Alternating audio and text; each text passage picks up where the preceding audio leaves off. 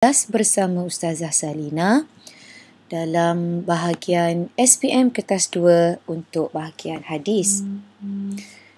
Anda telah mempelajari 4 tajuk hadis sepanjang anda belajar dari tingkatan 4 hinggalah tingkatan 5.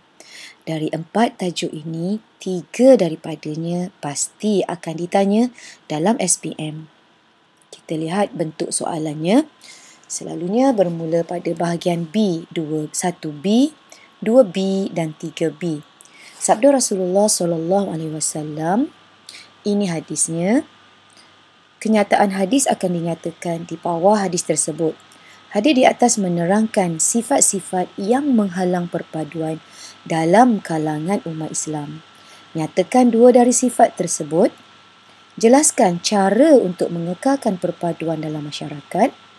Terangkan 2 pengajaran hadis selain daripada mengekalkan perpaduan dalam masyarakat. Anda perlu membaca soalan dengan teliti. Ini adalah antara soalan yang boleh ditanya. Dalam hadis ini, anda perlukan fakta dan juga kemahiran berfikir. Kalimah-kalimah yang penting telah diwarnakan warna merah ni. Tahasadu, tanajashu, tabaghadu, tadabaru. Sifat-sifat mazmumah atau sifat keji, tahasadu, tanajashu, tabaghadu, tadabaru, la bai'a ba'dukum ala bai'i akhihi. Tahasadu bermaksud hasad dengki, tanajashu tipu menipu, benci membenci, berpaling muka, membeli atas pembelian orang lain.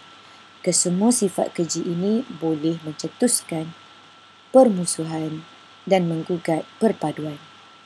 Seterusnya, hadis di atas menerangkan beberapa pesanan Nabi Muhammad tentang kehidupan di dunia. Hadis ini bertajuk hidup di dunia ibarat perantau. Ad-dunya gharibun bermaksud perantau ataupun pengembara.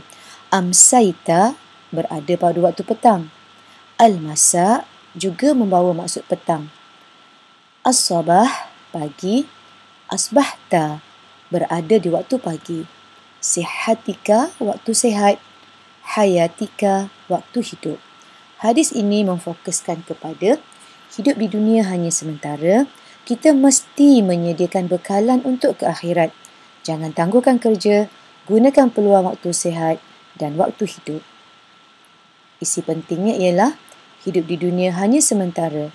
Kita perlu sediakan bekalan. Jangan tangguhkan urusan. Rebut semasa sihat dan semasa hidup. Seterusnya, hadis yang ketiga.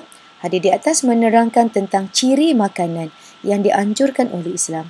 Antara soalan yang boleh ditanya ialah, nyatakan ciri makanan tersebut. Jelaskan 2 syarat yang mengharuskan seseorang memakan makanan yang haram ketika darurat. Terangkan hubungan antara makanan dengan ibadah. Kulu, makanlah, at-tayyibat, yang baik-baik.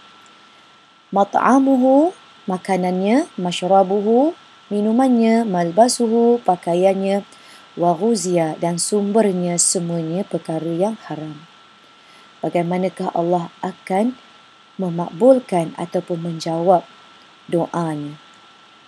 Nyatakan ciri makanan tersebut.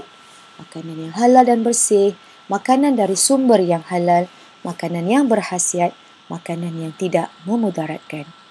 2 syarat kita harus memakan makanan haram ketika darurat. Pertama, tiada langsung makanan yang halal. Makan untuk menyelamatkan nyawa dan bukan makan untuk kenyang. Apakah hubungan antara makanan dan ibadah? Makanan haram, doa tidak dimakbulkan.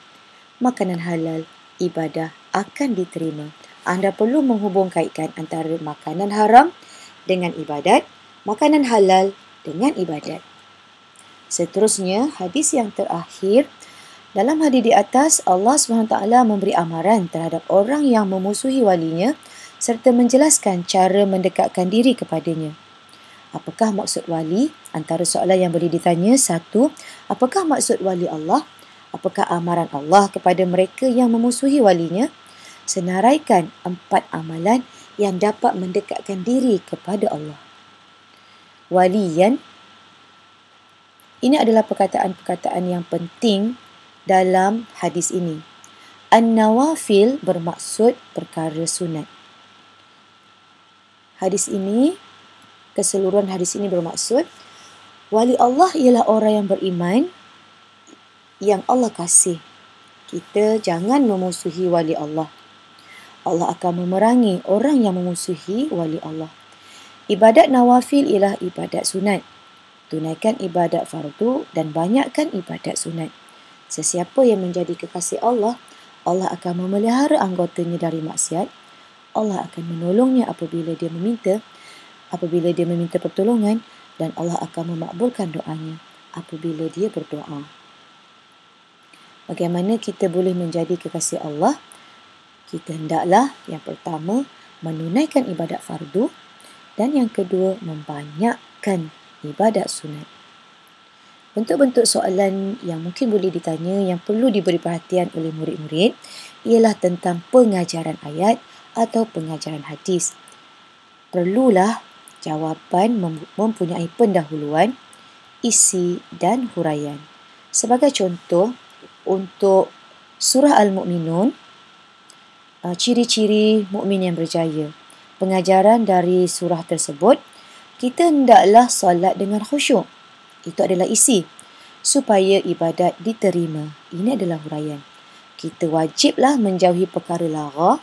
Perkara lara ialah perkara sia-sia kerana perbuatan itu merugikan diri. Umat Islam mestilah menjaga kehormatan diri seperti menutup aurat. Terangkan persediaan yang perlu dilakukan untuk menghadapi akhirat. Jawapan anda perlu merangkumi amalan fardu dan juga amalan sunat.